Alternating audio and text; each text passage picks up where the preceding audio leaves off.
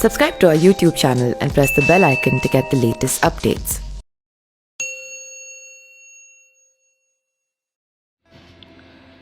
हिंदू धर्म में मान्यता है कि मनुष्य के कर्म दो भागों में बांटे जाते हैं, अच्छे और बुरे, जिन्हें हम पुण्य और पाप कहते हैं। किसी कर्म को करने के पीछे व्यक्ति की क्या सोच है वो काफ़ी अहम होती है।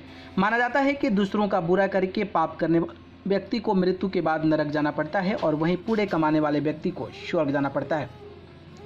मृत्यु के देवता यमराज इस बात का फैसला करते हैं कि व्यक्ति कहाँ जाएगा। ऐसा लगता है कि अंत में इंसान के अच्छे और बुरे कर्मों के बीच में युद्ध होता है और जो जीतता है उसके अनुसार व्यक्ति की आत्मा स्वर्ग या नरक में जाती है।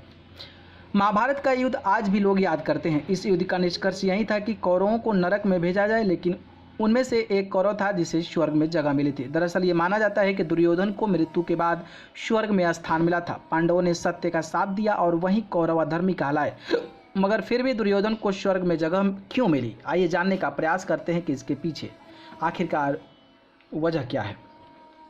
दुर्योधन एक नेक और अच्छा राजा था। एक घटना इस बात की पुष्टि करती है कि इस कथा के अनुसार युद्ध के बाद दुर्योधन मृत्यु के निकट थे और श्री कृष्ण उनके पास बैठे थे।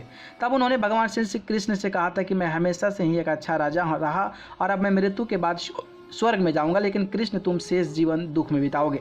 ऐसा कहने के बाद ही दुर्योधन पर आकाश से पुष्प वर्षा हुई। ये घटना बताती है कि दुर्योधन की कई बातें सत्य है।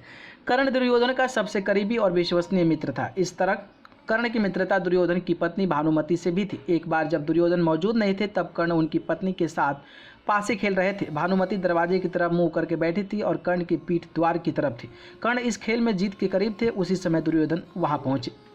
राजा और अपने पति दुर्योधन के द्वार पर आने के कारण भानुमति खड़ी हो गई, लेकिन कर्ण को लगा कि वह हारने की वजह से खेल को अधूरा छोड़कर जा रही है। उन्हें रोकने के प्रयास में कर्ण ने उनकी साड़ी पकड़ी, जिसकी वजह से कढ़ाई में लगे मोती टूटकर गिर गए। ये घटना दुर्योधन को क्रोधित करने के लिए काफ़ी थी, लेकिन उन्होंने बहुत शांत ढंग से प्रतिक्रिया दी और कहा कि मैं ये मोती इकट्ठे कर दूं ताकि इन्हें दोबारा लगाया जा सके। ये दिखाता है कि राजा का अपने मित्र और पत्नी पर विश्वास कितना है। सब लोगों को ये जानकारी नहीं थी कि कर्ण कुंती का पुत्र है। दूसरे लोगों की तरह दुर्योधन को भी लगा कि वह शूद्र जाति से संबंध रखता है। एक बार द्रौपदी ने भी कर्ण के खिलाफ सिर्फ उसकी जाति को लेकर उस वक्त कुछ कहा था जब उसने स्वयंवर में हिस्सा लेना चाहा था। उस वक्त सिर्फ दुर्योधन ने ही कर्ण का साथ दिया था और बचाव करते हुए कहा कि एक योद्धा, एक संत और एक दार्शनिक की कोई जाति या स्रोत नहीं होता है। वो महान पैदा नहीं होते हैं लेकिन महान बनते हैं। यह घटना बताती है कि वो जाति से जुड़े भेदभाव से ऊपर थे और समानता पर विश्वास करते थे।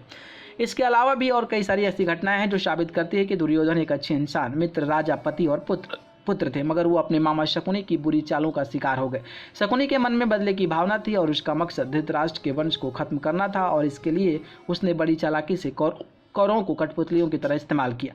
यह भी कहा जाता है कि अपने मामा पर अंध भरोसा रखने के कारण ही दुर्योधन ने ऐसे कदम उठाए। दुर्योधन को अपनी इन गलतियों के लिए नरक भी जाना पड़ा। उसने अपने हिस्से की सजा भुगती और फिर स्वर्ग में स्थान प्राप्त किया। न्यूज़ रूम से अमेजिंग वर्ल्ड की रिपोर्ट।